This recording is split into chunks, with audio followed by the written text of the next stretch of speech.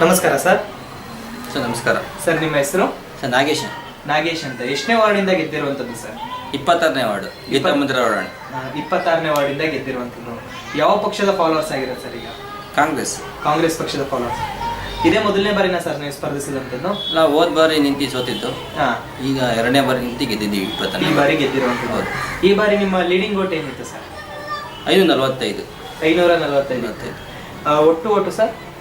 ಒಟ್ಟು ವಾರ್ಡಲ್ಲಿ 3,000 ಇದೆ. ನಡೆದಿದ್ದಂಥ ಓಟ್ 1,800 ಓಟಲ್ಲಿ 1,116 ಓಟನ್ನು ತೆಗೆದುಕೊಂಡಿದ್ದು. ಈಗ ಏನು ಅನ್ನಿಸ್ತಾ ಇದೆ ಸರ್? ಈಗ ಪ್ರಪ್ರಥಮ ಬಾರಿಗೆ ವಿಜೇತರಾಗಿದ್ದೀರಾ, ಏನು ಅನ್ನಿಸ್ತಾ ಇದೆ ಸರ್ ಈಗ ನಿಮಗೆ?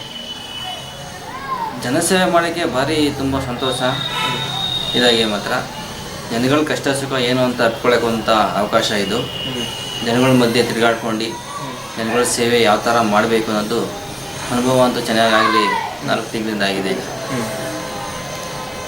ಈಗ ಏನು ವೃತ್ತಿ ಮಾಡ್ತಾ ಇದ್ದೀರಿ ಸರ್ ಇದಕ್ಕೂ ಮುಂಚೆ? ಈಗ ಅದಕ್ಕೂ ಮುಂಚೆ ನಾವು ವಕೀಲ ವೃತ್ತಿ ಮಾಡ್ತಾ ಇದ್ದೀವಿ. ಅದು ಜನಸೇವೆನೇ. ಅಲ್ಲಿ ಜನಸೇವೆನ ನಾವಲ್ಲಿ ತುಂಬ ಇದಾಗಿ ಮಾಡಬೇಕು, ಕಷ್ಟಪಟ್ಟು ಜನಗಳಿಗೆ ಸೇವೆ ಕೊಡಬೇಕು. ಇದು ಆಗಂದಲ್ಲ. ಸೋಷಿಯಲ್ ವರ್ಕ್ ಅಂದರೆ ಸಮಾಜ ಸೇವೆ ಮಾಡೋ ಥರ ಅಂತ ರಾಜಕೀಯ ವೃತ್ತಿ ಇದು ಒಂಥರ. ಹಾಗಾಗಿ ಒಂದು ಸಮಾಜ ಸೇವೆಯನ್ನು ಮಾಡ್ತೀವಿ ಅಡ್ವೊಕೇಟ್ ಜಾಗದಲ್ಲಿ. ಹೌದು ಸರ್. ಈಗ ನಿಮಗೆ ಅಂದಾಜು ಎಷ್ಟು ವರ್ಷದಿಂದ ಪೀರಿಯಡ್ ಅಲ್ಲಿ ಇದ್ರಿ ಸರ್ ಈಗ ಒಂದು ರಾಜಕೀಯ ಕುಟುಂಬದಲ್ಲಿ? ರಾಜಕೀಯ ಕುಟುಂಬದಲ್ಲಿ ನಮ್ಮ ತಂದೆ ಇದ್ದಾಗಿದ್ದವರು ಅವರೆಲ್ಲ ರಾಜಕೀಯದಲ್ಲೇ ಇದ್ದವರು. ಈಗ ನಾವು ವಿದ್ಯಾಭ್ಯಾಸ ಮಾಡ್ತಾ ಇದ್ರಿಂದ ಹೆಚ್ಚಿನ ಬಂದಿರಲಿಲ್ಲ. ಈಗ ವಿದ್ಯಾಭ್ಯಾಸಕ್ಕೆ ಹಿಡ್ದಾಗಿಂದು LLB ಆದಾಗಿಂದ ಒಂದು 15 ವರ್ಷದಿಂದ ಮಾಡ್ತಾ ಇದ್ದೀವಿ. 15 ವರ್ಷದಿಂದ ಮಾಡ್ತೀವಿ. ಹಾಗಾಗಿ ಸರ್, ಈಗ ನೀವು ಪ್ರವೇಶ ನೀಡಿದ್ದೀರಿ. ಹಾಗಾಗಿ ನಿಮ್ಮ ಏನು ಒಂದು ವಾರ್ಡಿನಲ್ಲಿ ಮುಖ್ಯವಾಗಿ ಯಾವ್ದ್ರ ಬಗ್ಗೆ ಗಮನ ಹರಿಸಿ ಕೆಲಸ ಎಲ್ಲ ಮಾಡಬೇಕು ಅಂತ ಅನ್ಕೊಂಡಿದ್ದೀರಾ?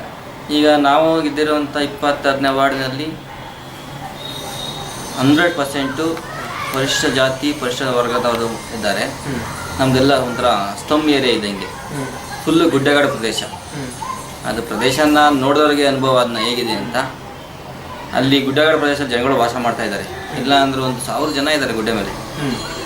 ಅಲ್ಲಿ ಜನಗಳಿಗೆ ಎಷ್ಟೊಂದು ಅನಾನುಕೂಲ ಇದೆ ಅಂತ ವಾಸ ಮಾಡೋಕ್ಕೆ.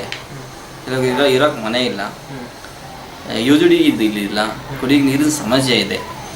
ಫಸ್ಟು ಹೆಚ್ಚಿನಾಗಿ ಮಹಿಳೆಯರಿಗೆ ಆದ್ಯತೆ ಕೊಡಬೇಕು ಫಸ್ಟ್ ನಾವಲ್ಲಿ. ಯಾಕೆಂದರೆ ಯಾವುದೇ ಕೆಲಸ ಮಾಡಬೇಕಾದ್ರೆ ಕೂಲಿ ಕಾರ್ಯಕ್ರಮ ಇರೋದ್ರಿಂದ ಅಲ್ಲಿ ಕುಡಿಯೋ ನೀರಿನ ವ್ಯವಸ್ಥೆಯನ್ನು ತುಂಬ ಅಗತ್ಯ ಇರೋದ್ರಿಂದ ಫಸ್ಟ್ ಮಾಡಬೇಕು. ಮತ್ತು ಮಹಿಳೆಯರಿಗೆ UGD, ಹೊರಗಡೆ ಹೋಗಿ ನೈಸರ್ಗಿಕ ಮಾಡುವಂಥ ಕಾರ್ಯಕ್ರಮಗಳಿಗೆ ತುಂಬ ತೊಂದರೆಯಾಗಿದೆ ಅವರಿಗೆ. ಫಸ್ಟು ಇನ್ನೂ ನಮ್ಮ ನಗರಸಭೆ ಪರ್ಮಿಷನ್ ಆಗಿಲ್ಲ. ಕೆಟಗರಿ ಅಧ್ಯಕ್ಷರನ್ನ ಮೊದಲನೇ ಕೆಲಸ ಮಾಡಬೇಕು ಅಂದಿರೋದೇ ಮಹಿಳೆಯರಿಗೆ ಸವಲತ್ತುಗಳನ್ನ, ಮೂಲಭೂತ ಸೌಕರ್ಯನ ಒದಗಿಸಬೇಕು ಅಂತ. ಹಾಗಾಗಿ ಮಾಡ್ತೇವೆ ಸರ್. ಈಗ ಏನು ನಿಮ್ಮ ವಾರ್ಡಿನಲ್ಲಿ ಒಂದು ರೋಡಿನ ಕಾಮಗಾರಿಕೆ ಆಗಿರೋದು, ಒಳಚರಂಡಿ ವ್ಯವಸ್ಥೆ ಇವೆಲ್ಲ ಯಾವ ರೀತಿ ಇದೆ? ವಾರ್ಡಿನಲ್ಲಿ ರಸ್ತೆ ಕಾಮಗಾರಿ ಎಲ್ಲ ಒಂದು 75% ಕಂಪ್ಲೀಟ್ ಆಗಿದೆ. ಇನ್ನು 25% ಇದೆ. ಒಳಚರಂಡಿಗಳು ಮಾತ್ರ ಎಲ್ಲ ಹದಗೆಟ್ಟಿದೆ. ಈಗ ಒಳಚರಂಡಿ ಅಂದರೆ ಅದೇ ಹೇಳ್ದ ಸ್ತಂಭ ಅಂತ. ಗುಡ್ಡೆಗಾಡು ಪ್ರದೇಶದಲ್ಲಿ ಎಲ್ಲೂ ಒಳಚರಂಡಿಗಳಿಲ್ಲ. ಅದನ್ನೆಲ್ಲ ಫಸ್ಟು ಮಾಡಬೇಕು ಅಂತ ಅಂದ್ಕೊಂಡಿದ್ದೀವಿ ನಾವು. ಮೊದಲ ಬಾರಿಗೆ ಫಸ್ಟ್ ಏನು ಅದೇ ಮೊದಲೇ ಹೇಳಿದಾಗೆ ಮಹಿಳೆಯರಿಗೆ ಫಸ್ಟು ಆದ್ಯತೆ ಕೊಟ್ಟು ಒಳಚರಂಡಿ ಕಾಮಗಾರಿ ಮಾಡಿದ್ರೆ ನೈಸರ್ಗಿಕವಾಗಿ ಆಗುವಂಥ ಕೆಲಸ ಕಾರ್ಯಗಳಿಗೆ ಅವರಿಗೆ ಅನುಕೂಲತೆ ಆಗುತ್ತೆ. ಸರ್, ಈಗ ಏನು ನೀವು ಈ ರಾಜಕೀಯವಾಗಿ ಏನೋ ಒಂದು ರಾಜಕೀಯ ಕುಟುಂಬದಿಂದಲೇ ಬಂದಂಥದ್ದ, ಅಥವಾ ಈಗ ನಿಮ್ಮ ಏನೋ ಒಂದು ಸಾಧಾರಣ ವ್ಯಕ್ತಿಯಾಗಿದ್ದುಕೊಂಡು ಈಗ ಒಂದು ರಾಜಕೀಯ ಜೀವನಕ್ಕೆ ಬಂದಂಥದ್ದು ಸರ್? ನಾವು ಏನು ರಾಜಕೀಯ ಕುಟುಂಬದಲ್ಲಿ ಬಂದವಂತಾರಲ್ಲ. ನಾವು ಕಬ್ಬಿಣ ಕೆಲಸ, ನಮ್ಮ ತಂದೆ ತಾತ ಎಲ್ಲ ಕಬ್ಬಿಣ ಕೆಲಸ, ಕುಲ್ಮೆ ಕೆಲಸ ಮಾಡುವಂಥ ಜನಾಂಗ. ನಾವು ಹಿಂದುಳಿದ ವರ್ಗಕ್ಕೆ ಸೇರಿದಂಥ ಜನಾಂಗದವರು. ನಾವು ಕುಲ್ಮೆ ಕೆಲಸ ಮಾಡ್ಕೊಂಡಿದ್ದಂಥ ನಾವು ಈಗ ಇತ್ತೀಚೆಗೆ ಈಗ ಒಂದು 10-15 ವರ್ಷದಿಂದ ಸ್ವಲ್ಪ ಮಟ್ಟಿಗೆ ಜನಗಳ ಹತ್ರ ನಮ್ಮ ತಂದೆಯವರು ತಿರುಗಾಟ ಅಂದರೆ ಇಡೀ ತಾಲೂಕಿನಲ್ಲಿ ನಮ್ಮ ಜನಗಳು ಪರಿಚಯ. ಅಂದರೆ ಯಾವುದೇ ಕೆಲಸ ಮಾಡೋಕ್ಕೆ ನಮ್ಮ ಕುಲ್ಮೆ ಕೆಲಸ ಮತ್ತು ಗಾಡಿ ಕೆಲಸ ಮಾಡೋಕ್ಕೆ ಬರ್ತಾ ಇದ್ರಲ್ಲ, ಅವರೆಲ್ಲ ನಮ್ಮ ತಂದೆ ಹತ್ರ ಬಂದು ತುಂಬ ಪರಿಚಯ ಆಗಿದ್ರು. ಇಡೀ ರಾಮನಲ್ಲಿ ಜನ 8 ಟೌನ್ ಇದ್ದಾರೆ, ಒಂದು 75% ಎಲ್ಲ ಪರಿಚಯ ಇದ್ದಾರೆ. ಅದರಿಂದ ಜನಗಳ ಒತ್ತಾಯದ ಮೇರೆಗೆ ರಾಜಕೀಯಕ್ಕೆ ಹೋದದ್ದು ನಾವು. ನಮ್ಮ ಇಚ್ಛೆಯಿಂದಲ್ಲ, ಜನಗಳ ಒತ್ತಾಯದ ಮೇರೆಗೆ ನೀವು ಇರಬೇಕು, ಮಾಡ್ಬೇಕು, ಸೇವೆ ಮಾಡೋಕೆ. ನೀವು ಈಗ ವಕೀಲರಾಗಿದ್ದೀರಿ, ನೀವು ಅಲ್ಲೂ ಸಮಾಜ ಸೇವೆ ಮಾಡ್ತೀರಿ, ಇಲ್ಲೂ ಬನ್ನಿ ಜನಗಳ ಕಷ್ಟ ನೋಡಿ ಮಾಡೋದಂತೀನಿ ಅಂತ ಕರ್ಕೊಂಡು ಜನಗಳೇ ನಿಲ್ಲಿಸಿದಂಥದ್ದು. ಸರ್, ಈಗ ಅದೇ ರೀತಿ ಏನು ನಿಮ್ಮ ವಾರ್ಡಿನಲ್ಲಿ ಮುಖ್ಯವಾಗಿ ಏನೋ ಒಂದು ಮೇಲಧಿಕಾರಿಗಳಿಂದ, ಒಂದು MLA MP MLC ಇಂದ ಏನೋ ಒಂದು ಕೆಲಸ ಕಾರ್ಯಗಳನ್ನ ಮಾಡಬೇಕು ಅಂತ ಅಂದ್ಕೊಂಡಿದ್ದೀರಾ ಸರ್? ಈಗ MLA ಮತ್ತು MLCಗಳಿಂದ ಆಗಲಿ ಈಗ ಫಸ್ಟು ಅದೇ ನೀರಿನ ಸಮಸ್ಯೆ ಭಾರಿ 90% ನೀರಿನ ಸಮಸ್ಯೆ ಇದೆ. ಈಗ ಗುಡ್ಡಗಾಡು ಪ್ರದೇಶದಲ್ಲಿ ಮನೆಗಳು ಕಟ್ಕೊಂಡಿದ್ದಾರೆ, ಅಲ್ಲಿ ಯಾರೂ ಸಂಸ್ಕರಣೆ ಮಾಡ್ಕೊಳಕ್ಕಾಗಲ್ಲ, ನೀರನ್ನು ಶೇಖರಣೆ ಮಾಡ್ಕೊಳಕ್ಕಂತ ಜಾಗ ಇಲ್ಲ. ಅದರಿಂದ ನೀರಿನ ಮೂಲ ಸೌಕರ್ಯನ ಫಸ್ಟು ಜನಗಳಿಗೆ ಏನು MLA ಕೋಟ ಮತ್ತು MLC ಕೋಟದಿಂದ ಬರುವಂಥ ಅನುದಾನದಲ್ಲಿ ಪ್ರತಿ ಒಂದು 100 ಮನೆ, ಒಂದು 13 ಮನೆಗೆ ಬೋರ್ವೆಲ್ನ ಹಾಕಿಸಿ ಅವ್ರಿಗೆ ಅನುಕೂಲ ಮಾಡಬೇಕು, ಫಸ್ಟ್ ಅನುಕೂಲತೆ ಮಾಡ್ಕೋಬೇಕು. ಸರ್ ಈಗ ನಿಮಗೆ ಈ ರಾಜಕೀಯ ಜೀವನಕ್ಕೆ ಬರೋಕ್ಕೆ ಗುರುಗಳು ಅಂತ ಇದ್ದಾರೆ ಸರ್? ಈಗ ಇದ್ದಾರೆ.